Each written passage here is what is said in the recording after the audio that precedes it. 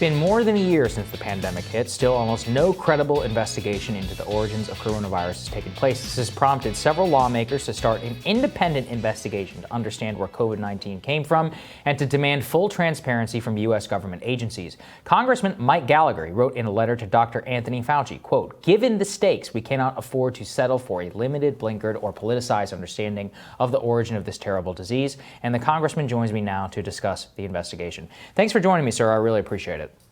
Thanks for having me.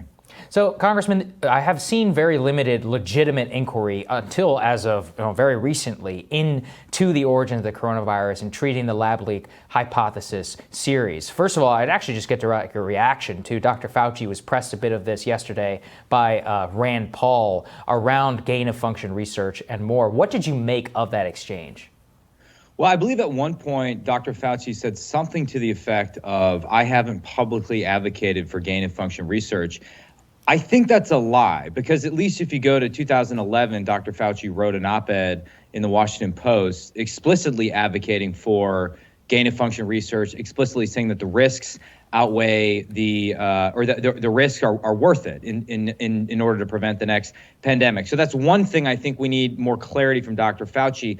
The second thing is they're really arguing over a definition of gain of function research. In other words, there's a world in which the NIH and the NIAID can convince themselves they're technically not supporting gain of function research because they're turning a blind eye to what is actually happening when U.S. taxpayer money gets funneled through a third party, winds up at the Wuhan Institute of Virology. And the other thing is Fauci admitted yesterday that they don't have a full understanding of everything that was going on at the Wuhan Institute of Virology. So I think his testimony was very lawyerly. I think it raised a lot more questions than it answered. And I think the American people just want to know, not to assign blame, want to know what the heck happened, if for no other reason than we want to prevent this from happening again.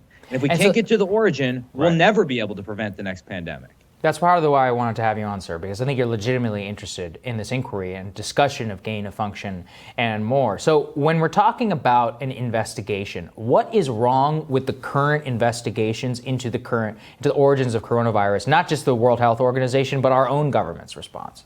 Well, it does start with the WHO in my mind, because this is where it gets really crazy. I mean, we had nominated some Americans to be on the WHO investigative team. And what happened is effectively the Chinese Communist Party vetoed that. And they allowed one American, a dual American British citizen, Peter Daszak, to be on the WHO team. The only problem is Peter Daszak is the single person in the world with the biggest conflict of interest when it comes to the Wuhan Institute of Virology. Short of the CCP themselves, Daszak has built his entire professional career around promoting gain of function research, and his EcoHealth Alliance was doing work with the Wuhan Institute of Virology. So to put him in charge of examining the lab leak hypothesis makes absolutely no sense. It's like asking Bernie Madoff to do a financial integrity check on your business. So that to me is what has compromised the WHO investigation. And even the head of the WHO, Dr. Tedros, said, no, we need to go back to the drawing board and we have to examine the lab leak hypothesis. So when even Tedros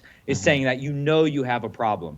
And as far as it relates to our own investigation, what's interesting, Sagar, is this. The Biden administration came in and they didn't contradict the information that the Trump administration released in January, right, which said that workers at the Wuhan Institute got sick months prior to the broader outbreak, which would be more evidence in support of the lab leak. So the incoming administration has said, actually, there's something here. But what they haven't done is they haven't been willing to declassify all the intelligence. And that's what I think needs to happen. We need to know what happened with those workers at the lab. They need to be transparent, forthcoming. And if they're holding that back just because they don't want to get in trouble with the CCP or screw up some broader negotiation that's happening on climate change or something, well, that would be short-sighted, in my opinion. What else do we need to look at, sir, in terms of stuff that the U.S. government possesses, not just intelligence? What are some other inquiries that Congress and your colleagues and more could obtain on behalf of the public? Well, here's the $1.2 billion question. We now know, thanks to Josh Rogan's reporting and some other stuff that's come out in the public sphere, about $200 million in American grants went towards gain of function research.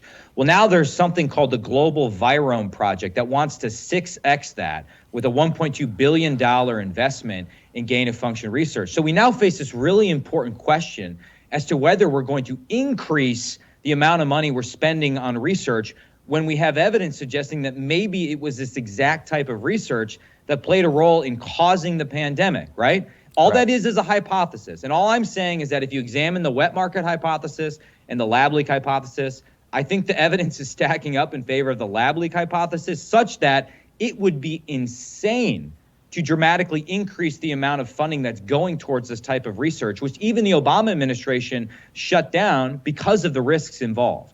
Right. It's such an important point. Appreciate the work that you're doing on this, sir, and we'll continue to keep us updated. Thank you for joining us. Thank you. Thank you.